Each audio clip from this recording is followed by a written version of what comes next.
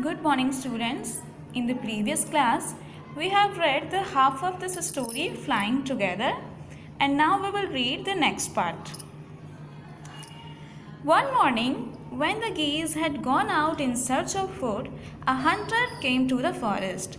एक सुबह क्या होता है जब सारे गीस जो है भोजन की तलाश में फूड सर्च करने के लिए गए हुए होते हैं, ए हंटर केम, एक शिकारी जो है जंगल में आ जाता है. So this is where the wild geese live, he said to himself, और वो अपने आप से कहता है कि ओह, यही वो जगह है जहाँ वाइल्ड गीस रहते थे. When they come back in the evening, I shall catch them. जब वो लोग शाम में वापस आएंगे तो मैं उन सबको कैच कर लूँगा, मतलब कि पकड़ लूँगा. The hunter climbed up the tree with the help of the creeper. और वो शिकारी जो है उसी क्रैपर के मदद से पेड़ पे चढ़ने लगता है. He got to the top and spread his net there. यहाँ पे देख पा रहे हो आप लोग, इस क्रैपर की मदद से ये शिकारी पेड़ पे चढ़ता जा रहा है और चढ़ते चढ़ते वो जो है पेड़ के टॉप पे पहुँच गया जहाँ पे पक्षी रहते थे, जहाँ पे उन पक्षियों का एक घोंसला था. और वहाँ पर उसने क्या किया, अपना जाल फैला दिया. Then he climbed down and went away. और फिर जाल फैलाने के बाद वो नीचे आ जाता है और वहाँ से चला जाता है. In the evening, the geese returned home. शाम में सारे गीस जो है घर रिटर्न होते हैं, वापस आते हैं. They did not notice the net. लेकिन वो लोग जो है जाल को नोटिस नहीं कर पाते हैं. As they flew into the tree, they were trapped. जैसे ही वो लोग पेड़ पे उड़ते हुए पहुँचते हैं कि वो लोग फंस जाते हैं, मतलब वो लोग फंस चुके होते हैं.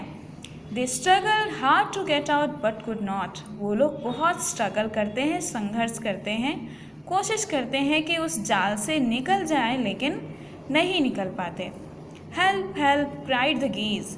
सारे गीस जो है बहुत चिल्लाते हैं, कोई मदद करो, मदद करो. We are caught in the hunter's net. Oh, what shall we do?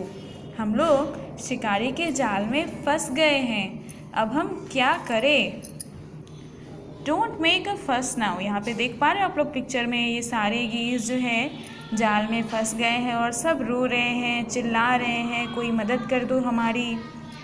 Don't make a फस now, said the wise old bird. फस का मतलब होता है गड़बड़. तो ये बुद्धिमान बूढ़ा पक्षी उन सबको कहता है कि अब तुम लोग और गड़बड़ मत करो, अब रोने धोने का कोई फ़ायदा नहीं है. लॉन्ग एगो, बहुत पहले, I told you to destroy the crapper. मैंने तुम सबको बताया था कि इस क्रैपर को डिस्ट्रॉय कर दो, इस लता को नष्ट कर दो. But you did not. लेकिन तुम लोगों ने ऐसा नहीं किया. Now see what has happen. अब देखो क्या हो गया. टुमारो मॉर्निंग, कल की सुबह, the hunter will come back and kill us all. शिकारी वापस आएगा और हम सबको मार देगा. We were foolish, wept the birds. तो बाकी जो चिड़ियाँ हैं, बर्ड्स जो है वो रोते हुए कहते हैं कि हम लोग सभी मूर्ख थे. We are very sorry, we did not listen to you. हमें माफ़ कर दो, हमने आपकी बात नहीं मानी, हमने आपकी बात नहीं समझी. Please tell us what to do. Please हमें बताइए कि अब हम क्या करें. तो उसकी बात सुन के देखो अब क्या होता है. Then listen carefully, replied the wise bird. बुद्धिमान चिड़िया जो है उन सबको कहता है कि ठीक है, अब मेरी बात ध्यान से सुनो. When the hunter comes, you must all pretend to be dead. जब वो शिकारी कल आएगा तो तुम सबको ऐसे प्रिटेंड करना है जैसे तुम लोग डेड हो. प्रिटेंड मीन्स नाटक करना या दिखावा करना, बहाना करना. तो वो कह रहा है कि जब शिकारी कल आएगा तो सबको जो है ऐसे नाटक करना है जैसे सब मरे हुए हैं. जस्ट लाई स्टिल, मतलब एकदम पड़े रहना है, बिल्कुल भी हिलना विलना नहीं है. The hunter will not want dead birds. शिकारी को मरे हुए पक्षी नहीं चाहिए होंगे. He will throw us to the ground. वो हम सब को ज़मीन पे फेंक देगा. It will then be easy for him to climb down. उसके बाद ही उसके लिए ये आसान हो पाएगा कि वो पेड़ से नीचे उतर पाए. Collect the dead birds and take them home.